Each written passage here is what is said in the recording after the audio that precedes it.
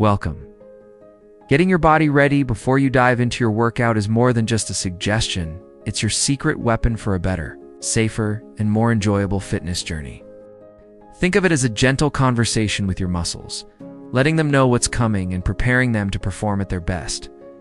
When we talk about warming up, we're not just going through the motions. We're actively increasing blood flow to your muscles, which delivers vital oxygen and nutrients.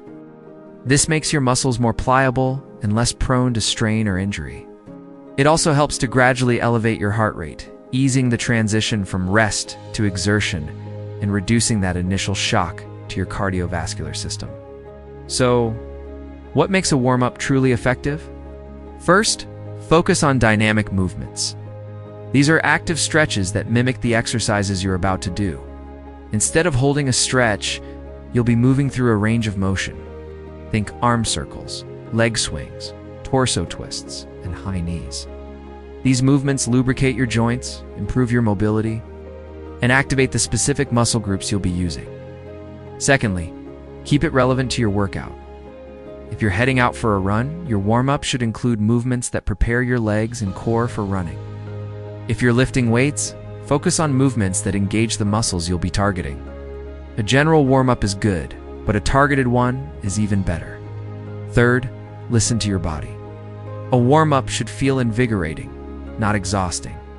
You want to feel a gentle warmth spreading through your muscles, a slight increase in your breathing, and a sense of readiness. If something feels painful or uncomfortable, ease up or modify the movement. This is about preparation, not pushing your limits before you've even started. Finally, consistency is key. Make warming up a non-negotiable part of your routine, just like the workout itself. Even a few minutes dedicated to this preparation can make a world of difference in how you feel during and after your exercise. It's an investment in your well-being and your long-term fitness goals. Thank you for joining me today.